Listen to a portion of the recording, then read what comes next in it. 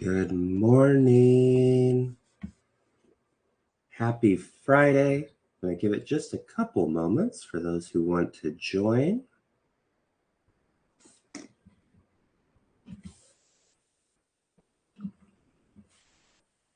All right.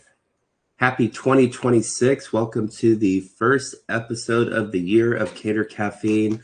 I was sharing just a few moments ago, I've been a little under the weather, so if I sound a little weird, that is why, but I was not going to miss this for anything. I'm very excited about today's episode and the thought experiment it took me on to really try to figure out if I was going to start over today, if I could take all the knowledge I've accumulated and the missteps I've had, because we're going to be honest about some things that I didn't do so well earlier in my career. What would I do differently starting today than I had earlier in my career? So we're going to dig into that in a moment. Today we're having a regular French roast. Put some caramel and some milk in there, blended that up, got a nice foam on there. It is going to get us through this. So I hope your coffee is strong and delicious as well. We always start with just a brief overview of what Cater Caffeine is. Cater Caffeine actually turns 1 in March, which is exciting. Started off as a concept of wanting to take what I've learned, what I've experienced, and bottle that up in a way that I could help others realize that catering and events could be simple, and that at the core of what we're doing, we're just helping people. It doesn't have to be complicated. We don't have to act as used car salesmen. No shade to them, but typically our experience is a similar one when we go to buy a car from a used car lot. And I never wanted to be that. I wanted to help people, and I wanted to sell food, because food is this amazing thing that, whether it's a celebration or you're honoring someone or even memorial services, which are sad, food is a part of all these life cycle events that we encounter. And for me to, in my mind, be the best part of someone's day purely by being there and doing what we said we were going to do, I found a lot of passion for that. So I enjoyed doing Cater Caffeine and sharing my experience through a sales playbook and stories, and hopefully allowing you to improve your process and to sell better and to sell more and to be able to feed yourself and your families. I'm very excited for the 1-year anniversary. I'm not sure what we're going to do for that, but we're going to have to do something big. But in a nutshell, that is Cater Caffeine. Who I am is a little bit more of an exaggerated story. I share this as my least favorite slide, but I think it's important for those watching to know what I've done, what I've accomplished, the lens through which I'm looking at catering and events. That way you can decipher, discern what information makes sense for you. I haven't done a lot of fine dining cuisine, whereas you might be at a Michelin star restaurant. So maybe some of the things that I'm doing may not work for you. Maybe they do. Just want to make sure you understand who I am and what I've accomplished. My career started way back when. I worked in a kitchen for a while, started off bussing tables. Someone called in sick to the kitchen. I helped prep veggies, had no idea what I was doing, but thought I did a really good job at it. Over time, I would go on to start leading shifts in that kitchen, and I would start helping with ordering. And before I knew it, I could guide feeding up to 300 people breakfast, lunch, and dinner, and potentially snacks each day, which was amazing. I left that job. I went to college. I worked for a catering company, and I realized, although the owner was a brilliant chef, they did not have the business sense. I'm at this event for Shaka Khan. It wasn't for Shaka Khan. It was for the 49ers. Shaka Khan was on stage, and we got paid $40,000. The catering company did, but the owner had no idea what was going on. They weren't really leading the crew. And it was that moment that I thought, if they could do it, then I could do it. I got a business license. I had no money in the bank. I used the first deposit I got to buy equipment. I started my own catering company. And not only did it help pay my way through college, but I catered my sister's wedding. There's a bunch of friends and family that would reach out to us even after we were done with the business to cater their weddings. Just a really cool experience. And then I was able to leverage that entrepreneurial mindset, owning my own business, into 8 years of Noah's Bagels, 55 locations, 100 direct reports in 3 states. I worked for a group called Les Boulangers. Hired on as a director to oversee catering. When all was said and done, I was overseeing $25 million worth of the wholesale and CPG and catering and events. I'd go on to work with Wise Sons, where I started off as a director once again, became VP, and I went from selling bagels by the dozen to selling pallets of bagels through a CPG program, which brings us to today, where I work with Talkalicious, overseeing drop-off catering, private dining, full-service events for any size. Did a couple last year for hundreds and hundreds of people. We'll set up in your business. We've set up in the forest for weddings. It's been quite a ride. Through all that, I was gifted an award from the National Restaurant Association, which I cherish for leadership, both within the restaurant space and in the community, because I believe in giving back. I'm going to stop talking about myself now. I have a lot of experience doing catering events, experience that I'm happy to share now. Here's a link to our sample sales playbook. With other episodes, we've gone page by page and we've built out this resource that you can then utilize to help grow your brand. We're not going to use this today, but for those of you who may be watching for the first time, point your phone at the QR code, open this up. You can make a copy. You can feed it into ChatGPT and tell it what you're looking to accomplish, and it can update things to where they make sense for you. I was just looking at my playbook this morning to get a sense of what do the next few weeks look like? What do I have coming up I need to focus on? Not only can this be a resource guide, but it can also be your calendar of events. It can also hold different aspects of your business that you're looking to focus on. So you'll want to use this as a living resource. But for those of you who are tuning in for the first time, here's the link, and we'll get back to this in February. Quick recap of the almost last year of 2025 for sure. We talked about contact types and the playbook. Are you reaching out to people after they ordered for the first time? Those are your first time order contacts. You need to know who they are, why they ordered, how you get them to order again. Are you reaching out to your prior year orders?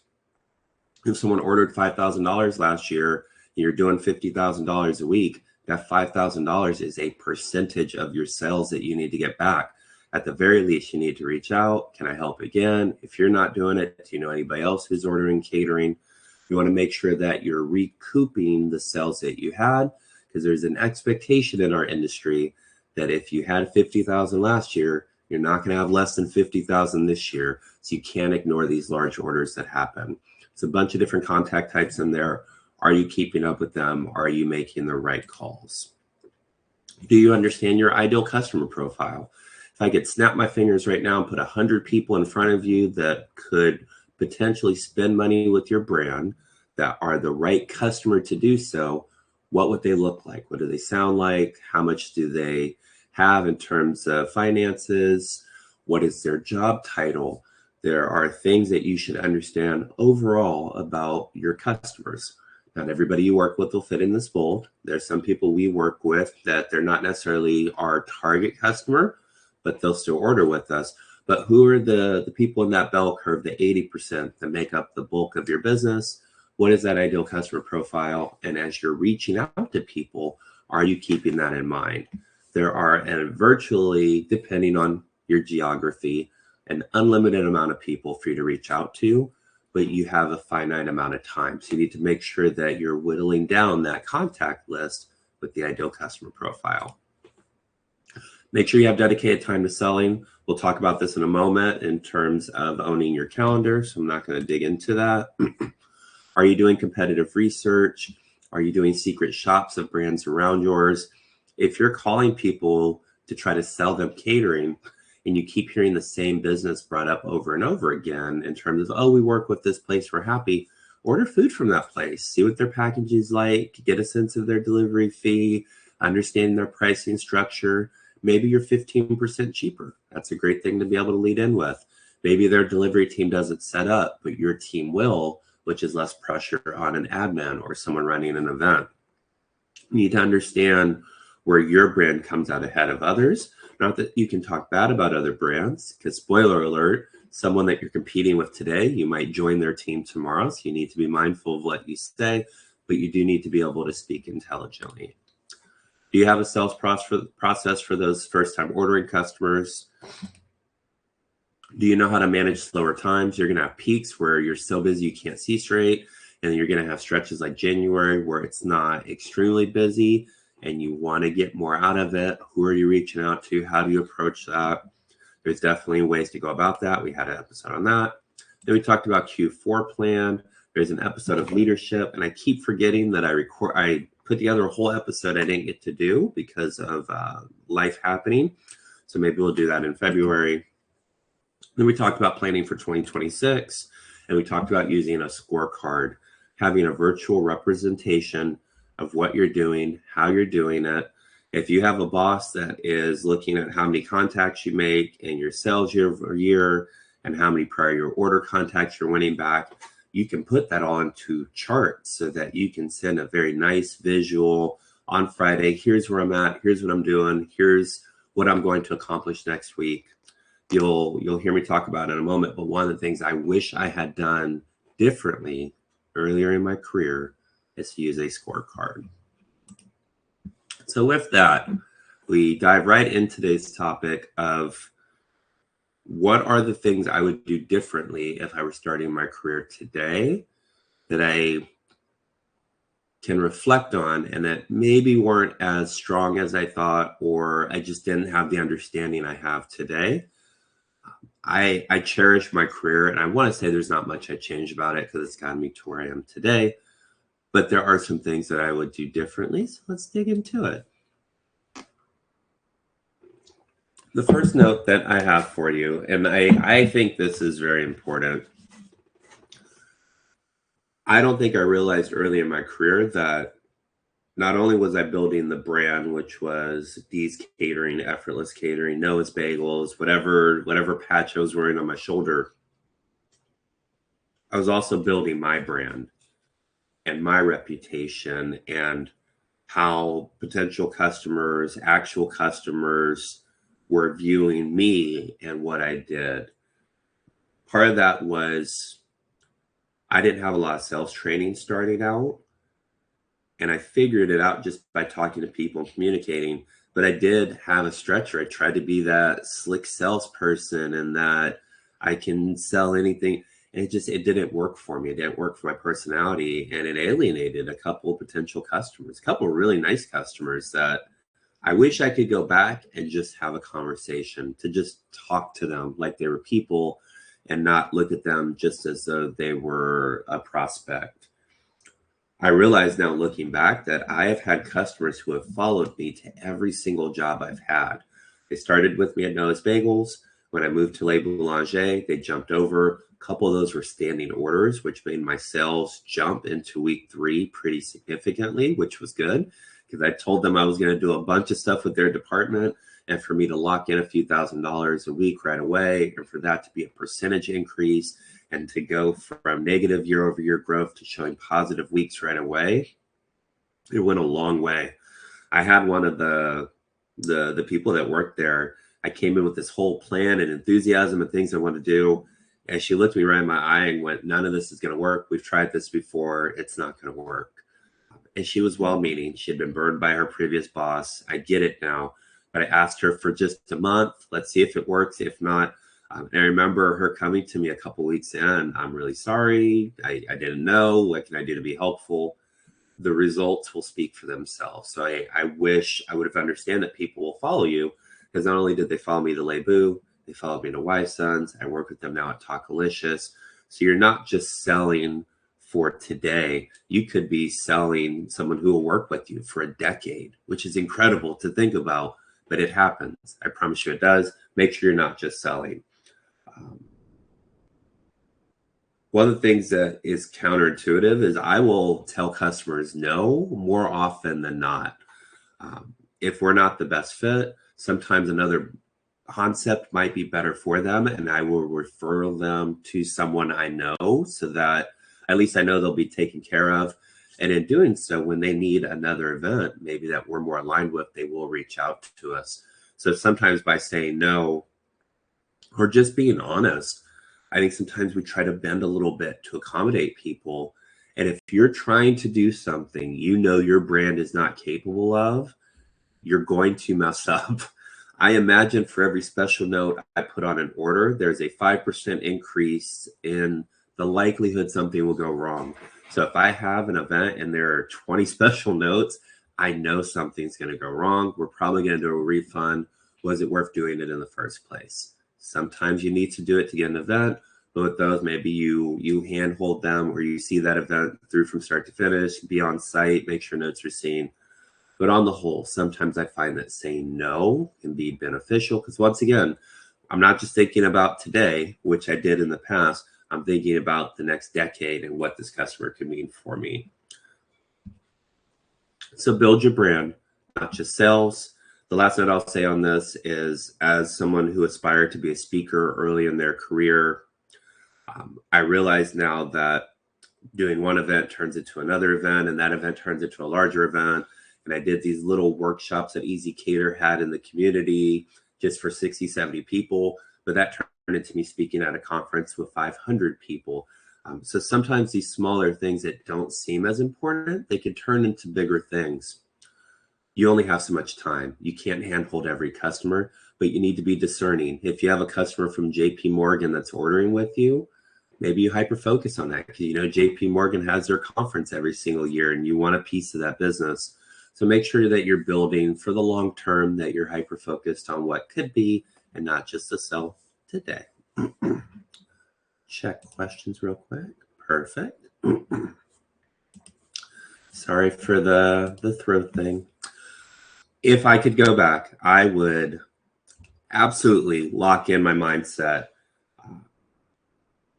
I've always done better. I can reflect and understand that I've always done better when I've been focused on we and not I. I was a young sales professional. I started my career when I was 22. I was given a regional manager title. I was given a region to oversee. I had no training for that. I figured it out, and just by trying to treat people well, I eventually got it. But there were a lot of times where I was focused on I, and the visibility I wasn't getting and the recognition I wasn't getting. It wasn't until I turned a corner where I understood that if I could make my team better, if I could give my team the support that I felt I wasn't getting, and at times that was true, at times it wasn't. I was getting support, I just wasn't appreciating it at the time. But whenever I focused on we, things went really well. When I focused on I started considering the things that I wasn't getting, or the slights that I was perceiving, things got a little bit weird. So I would encourage a new sales professional, or even today, are there times where you're more focused on the I than the we? If you can focus on we and your playbook and your team and those dynamics, amazing things can happen. I would also focus more on helping others. Once again, early in my career, I had no idea what I was doing. I was drowning. I did my best just to get through the days with no sales experience outside of having my own company for a while, which is experience, but it's different moving into the corporate world. I think through helping others and through building more of a community, really good things happened in my career. And there was a coordinator at Noah's who wanted to get promoted. I took him aside. I showed him what he needed to know, even prepped him on the interview. Here's who you're going to talk to. Here's what they want to hear. Here's really what they're focused on, even though that's not really what the focus should be, but it's what they're focused on. So make sure you highlight it. They were able to get promoted into a manager position, took some pressure off of me because they took over some of the stores I had. But then they were called by another company asking if they wanted to come interview for a director job that was just opening up. And I remember they told the recruiter, I'm good, but this guy, he did this for me. He's really instrumental in getting me promoted. I think you should talk to him. He'd be a good fit. And by the time I got on the phone with the recruiter, I didn't even have to interview at that point. The guy, and I'll never forget this, he said, I don't even want to talk to you. The reference that this guy gave you and how he spoke of how you helped him without wanting anything in return, I know that's the type of person they want. I just want to set up an in-person interview. So I almost skipped that round just by helping. And as I said on the previous slide, we're looking at this as a marathon and not a sprint. So the people that you slight today could have been people that may have helped you tomorrow.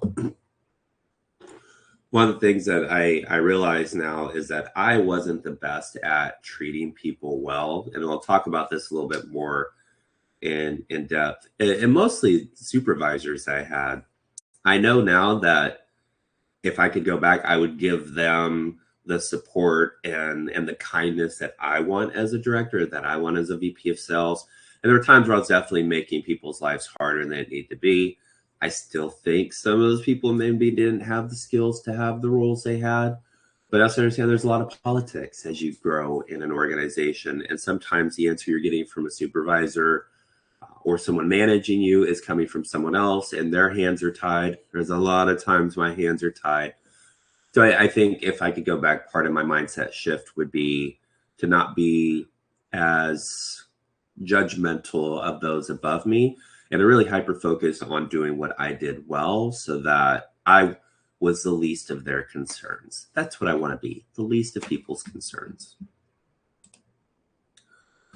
Oh, if I would go back, I would own my calendar in a way that took me many years to understand. You are a sales professional. You are going to be judged on your sales. There are other things that you'll be pulled into, but during your yearly review, those things often fall to the wayside. And did you hit your metrics? Did you hit your numbers? Did you exceed your sales? Those are the things that have come up in reviews over the years of my career. If I could go back, I would figure out what contacts I needed to make, my first-time orders, my priority orders, my lapsed customers, the large customers from 2 months ago to try to keep them going. I would block those all off on my calendar. And as I was talking to my supervisor during my weekly reviews, and if I didn't have weekly reviews, I would ask for weekly reviews so that I could be developed. I would ask them to support or to respect the time I have blocked on my calendar. If every Monday from 9 a.m. to 1 p.m. I was focused on customer contacts and I had that reoccurring on my calendar, I would ask those around me to respect it, but also communicate what I was doing. Hey, during this time, I expect to make 30 calls. My success rate is 30%. That should lead to us landing 9 orders or future commitments. 9 orders times our average order is this. So this is why I'm blocking this time. If you take this time, there's going to be an opportunity cost. And once again, sometimes you're going to have a supervisor that isn't supporting you the way you would like. But in owning your calendar and blocking times off and sticking with it and understanding that opportunity cost, which I did not earlier on, I could not articulate what I just articulated for you. There was a lot of money I left on the table, and understanding that there are a lot of other sales professionals and they're always calling, trying to get people to order with them. That leads to attrition. I would lock in on my calendar in a way that I definitely did not. I would also schedule personal development on my calendar. If it was 30 minutes, if it was an hour, if it was just being more mindful of listening to podcasts during walks or to reading more articles, to attending more workshops and networking events. I think my personal development, I really didn't focus on until my 5th or 6th year in my career.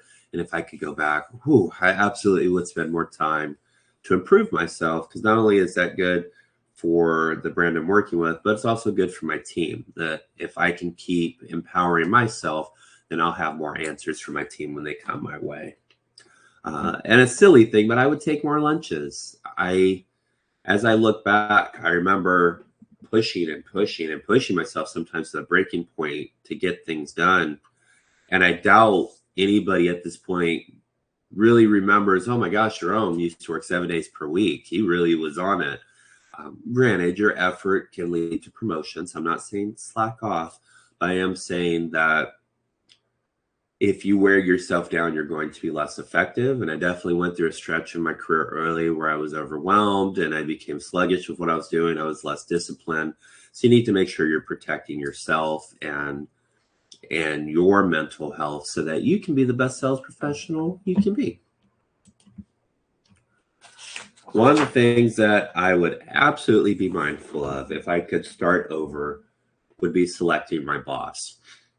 Granted, you don't always get to select your boss, but I do think there are things you can do during an interview process, doing your research for a role, that can potentially save you some stress and frustration. The first thing I think is that when you're getting interviewed, you should also interview them. I didn't learn this until later in my career, but anytime I do an interview, I have my list of questions. I let them get through there first because there's always those intros. Tell me about yourself. Tell me a little bit more about your experience. But then I have my list of questions where I want to know about you. I want to know how often you hit your goals as the department lead. I want to know about your turnover rate. The last two people that left, why'd they leave? What's your attrition rate for the department? Sales managers are going to come and go, but I think a sales manager probably should last in a role a couple years if it's a decent culture and a decent product. I'm always a little nervous when people tell me that the last salesperson was there for 3 or 4 months and left. Was it because they had another opportunity that approached them? I get that. Was that they just didn't like it? Like, I need some answers here. I'd also want to know how they handle stress and pressure. People seem nice sometimes, but then a little bit of pressure hits and they forget that they're there to support you and things get a little weird. And I am an emotional seller. Like, if you know me, you know that I'm passionate about what I do, and I will get in there and I will do any role. If it's mopping a bathroom, if it's sitting at the call center, like, I'll do that. I'm here for it. But if you yell at me, I'm going to turn into a turtle and I'm going to get in my feelings a little bit. And as a sales professional, you want to be able to go out and tell people that your brand is the best, that they can support you, that we are locked in. But if you have chaos behind you all the time, I try not to lie to my customers. I don't think it's necessary. And if we're not a good fit or it's chaos, I would pull back on my sales efforts until we figure things out. Because I want to feel good that if I call someone and say, hey, we can show up, we can set up, great food, great experience, great atmosphere, that we're going to deliver on that. And the last thing that I would do in terms of being mindful and selecting my boss, I'd want to know how they're going to remove obstacles for me. My goal is to sell, and I've very rarely missed an objective or a sales target. What are you going to do to ensure that I can continue to sell and that other obstacles don't pop up for me? And I want to hear that they have a plan. I look back to some of the bosses I had, and my very first boss, the guy that hired me, Mike Engler, I'll never forget. I was late for my interview, and he was very kind about it still. We would do these amazing calls on Fridays where you get people excited and talk about what we were doing and be very transparent about things. And then the next boss came in and it wasn't that. It was very different. And I think some of what I do now, some of getting people pumped and excited, I mirror from that very first, very early experience. I share that because your boss can also shape you. When I left Noah's and went and got my first director job, I remember creating a list of things that one of the supervisors did that I never wanted to do. I'll never yell at someone. I'll never talk down to someone. I remember writing down my employees or my internal customers. Why would I yell at them if I'm not going to yell at a customer? And it was almost this list of don't do's. And I'm very proud to say that I've never yelled at someone at work. I've never flipped a table. There was a running joke that people thought I'd flip a table because I was too nice at one job. Make sure you're mindful in selecting your boss. They will impact your career for better or for worse. To that end, if I could go back and start over with all the knowledge I have now, I would be much better with my internal clients. I can honestly say I think I've done pretty good with general managers and delivery teams and coordinators.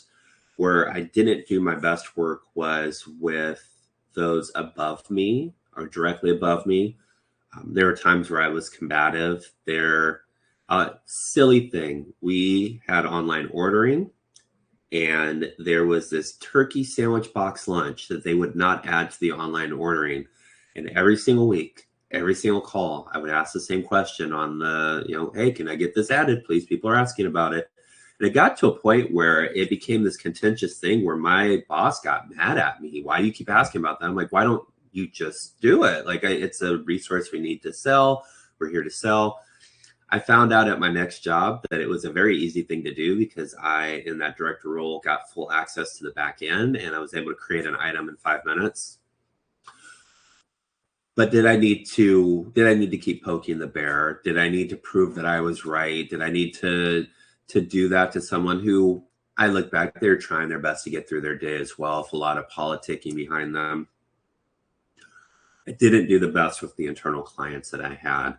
And I know now that somewhere, or that a supervisor I have today could be a supervisor tomorrow. Maybe they go somewhere else. And I know for sure going back, that person wouldn't have taken me anywhere with them. I wouldn't have taken me anywhere if I were giving me what I was giving them. So just be mindful of your interactions. Goes back to selecting your boss. If you're in a position where a new supervisor came in, which was my case, you don't really get a chance to interview them or to discern what's going on. Do your best to be the professional you are, to sell internally and externally, because once again, these are your customers as well. Make sure that you're realizing that this person could be in a position later that you want to move over to, so you should treat them well. It's one of the things I wish I would have done a little better early in my career.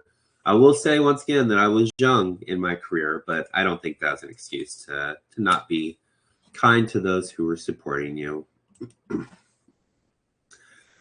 If I could go back, I would 1000% start networking sooner.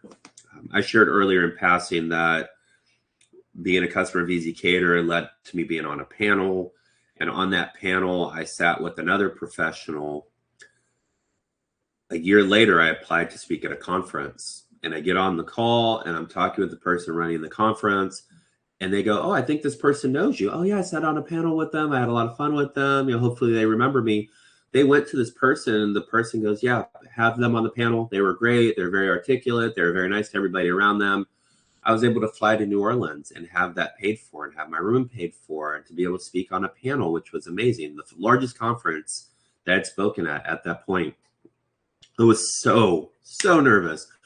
But because I had taken the time to get to know this person and to have an exchange, it led to another opportunity. It wasn't why I did it, but I'm glad that I networked within that moment.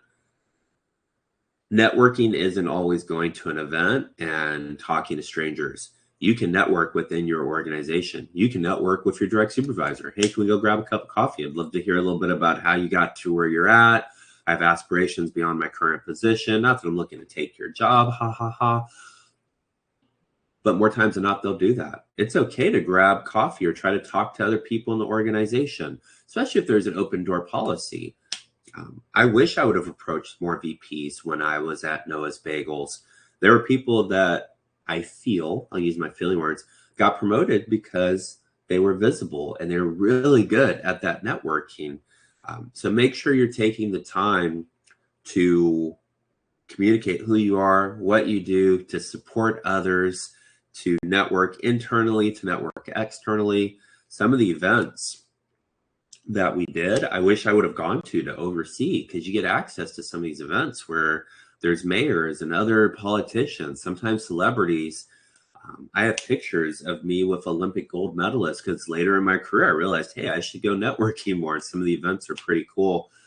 So if I could start over, I would understand that A, network is beneficial for my career, but B, getting out there and being visible can be beneficial. Let's see. Looks like we've got a question. As we begin 2026, where can you shift from focus on me over we to create bigger wins for everyone? Yeah, for me, I try to do this whenever I have a decision about the organization, especially if it's going to impact multiple people. I've gone to actually inviting people into those conversations. So there's a couple of event servers on my team that have been here longer than I have. And just because I think something's a great idea or I think this proposal makes sense, I get the buy-in from those that I'm supporting and from those above me. I want to make sure, although I can't make everybody happy all the time, that I'll do my best to include people in those decisions. And a lot of times I find that that small thing can often shift, because it's not just how's this going to hit me, but how's this going to hit everyone. At the end of the day, we sometimes will make adjustments and think they're not a big deal, but they create a lot of operational pain points for others. So I think just making sure you're asking people before you're going too far can be a big thing. Next question, are you intentionally building your personal brand alongside your companies, and how can you strengthen your reputation through everyday interactions? I absolutely am. And I found that by building my personal brand through things like Cater Caffeine, through speaking at conferences, through doing workshops, through all the volunteering I'm doing. Oh, if you're not volunteering, and that should have been one of my things on here. I'm sad that it's not. But through volunteering with Nifty and with other organizations in the community, we've actually gotten business from those groups where we've been able to cater larger events or to do box lunches for in-person coaching events where all these mentors come in who are donating their time. And then now I have a $6,000 order where I'm helping feed these people while I'm volunteering. So I found that it seems like the two would conflict, and you either focus on your career or your personal. But by focusing on your personal, through developing yourself, through developing those connections and networking, getting out there, it should create some synergy with what you're doing at work. And likewise, through work, we have a Talkalicious School program. I'm able to help the community. If you come in and eat, we give a percentage back to the school. That has an impact. That's gardens that are being made. That's trips to Disneyland that are happening. That's new books. That's new computers for schools. And because I'm doing my job well and sales are up, that allows that program to exist because it's one of my passion projects. But that also helps my personal brand because it's one of the things I can promote. Look at this program I did. Look at the 30 schools that I helped in San Francisco. So I think if you can put it all together, they should be able to help each other.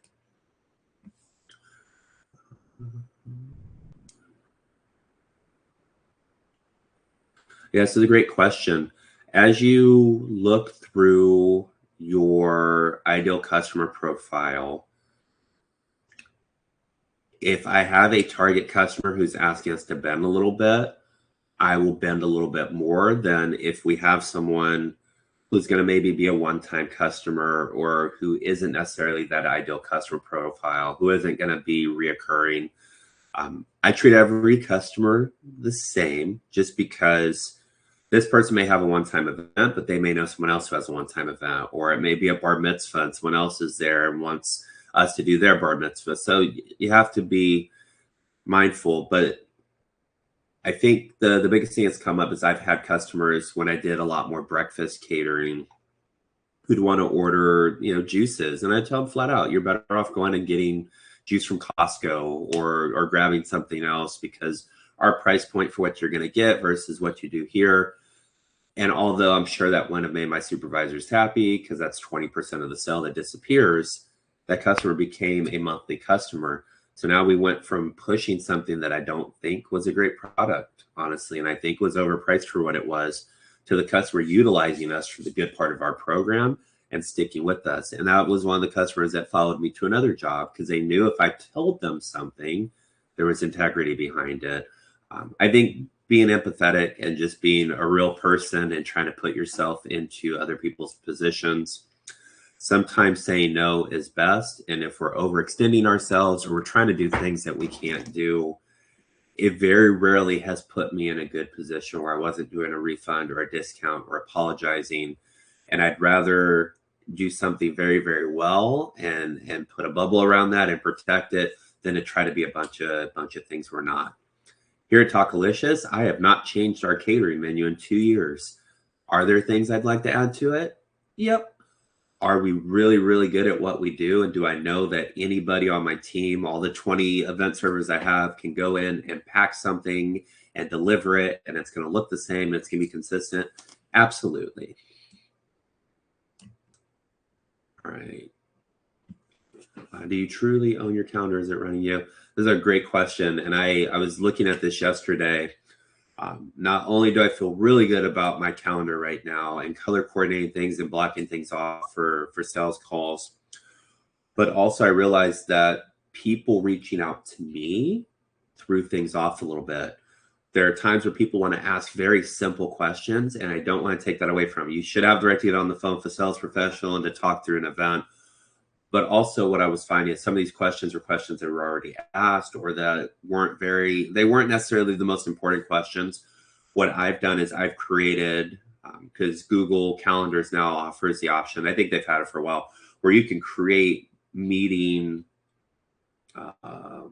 blocks, basically, to where someone can go in and access the calendar. They can block time with me.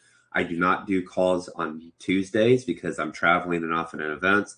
I don't do calls on Fridays because I'm doing the schedule for next week and I'm running credit cards for the weekend, and I'm updating notes because I try not to work on the weekends and I want to make sure my team has everything that they need to have. So there are days that I don't take calls. And if someone really wants to hop on the phone, they can find time on my calendar on Monday or Thursday or Wednesday, and they can block a 30-minute time frame. And I found more times than not that by making them potentially wait a couple of days, unless it's an emergency, if they have an event tomorrow and half the group got COVID and we have to, that's different than someone wanting to go through the menu options. And I find a lot of times that people will just say, oh, hey, never mind, we'll just send you an email on it. So in that way, I have empowered myself to really protect my time, and it's been game changing. It seems silly, it seems simple, but by filtering people into times where they're not taking away from those activities, or they're not taking away from other things that need to get done, it's been very beneficial. If you're very fresh, they stop doing it right now because it no longer fits. Wow, I don't think I have an answer for this. Besides all the chaos in the universe, I'm feeling pretty good about this year. If you go back to previous episodes, getting my prior year orders done, reaching out to my first time order clients, just locked in a $10,000 event for early February where we're doing breakfast, lunch, and dinner for a conference. I'm very excited about that.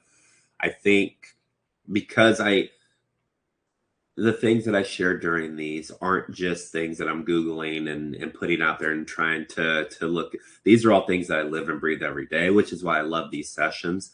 So far, I'm feeling pretty good besides having the plague for the first part of the week. So far, so good. Were you underestimating the power of simple human connections in your career right now? Yeah, continue to remember that the people you work with are people with feelings and emotions and things that they're struggling with. And there's a whole life outside of people coming in and setting up and delivering food. Likewise, our customers, they're human as well. And I know that I'm not perfect. I make mistakes on contracts. I make mistakes in email sometimes. I tried to schedule a team for this weekend and I told them it was Sunday and it's really Saturday. There's a lot of things going on sometimes. And even as customers, sometimes we'll start apologizing. I'll email back, hey, we're all human trying to get through our day. We're in this together. Let's figure it out. And I think by humanizing both myself to customers, but also letting them know, hey, I see you. You're just a person trying to get through your day. I think those little moments of kindness go a long way.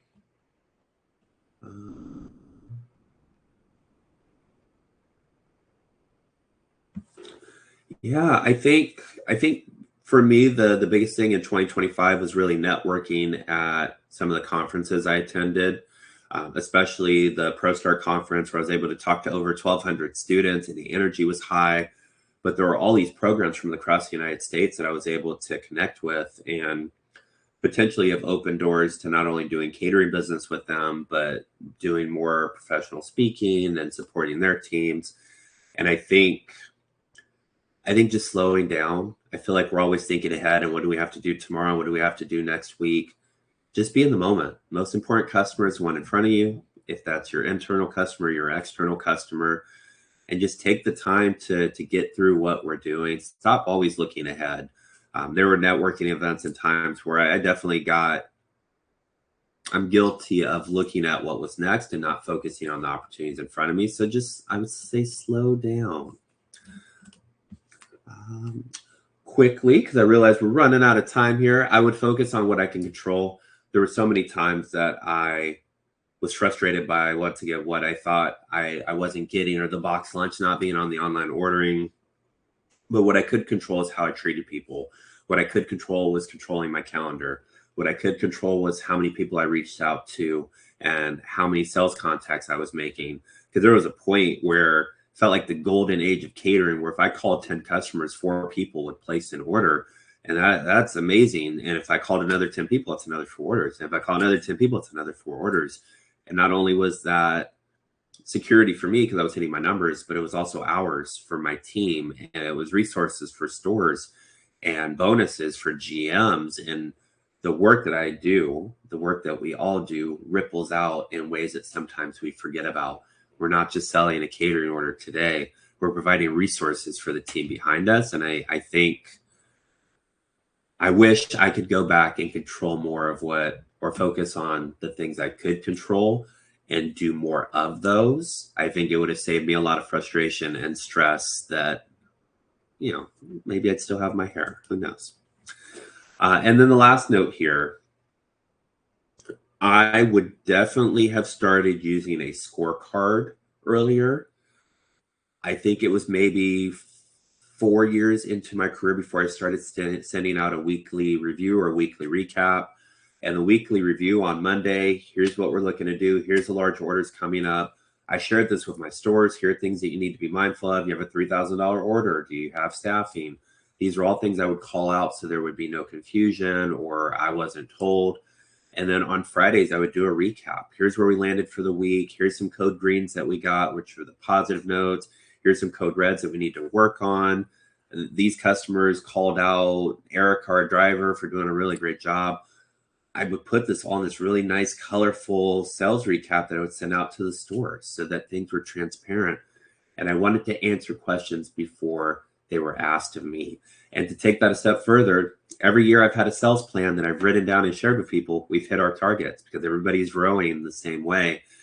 And although I didn't have the skills or the ability to do this early in my career, I wish I would have known. I wish someone would have showed me. I definitely would have had an overall sales plan. I would have communicated weekly what was going on, and I would have had a visual scorecard. So at any point, someone could look at what we were doing and see where things were good, where we were coming up short, and what we could do to adjust things. And let's see here.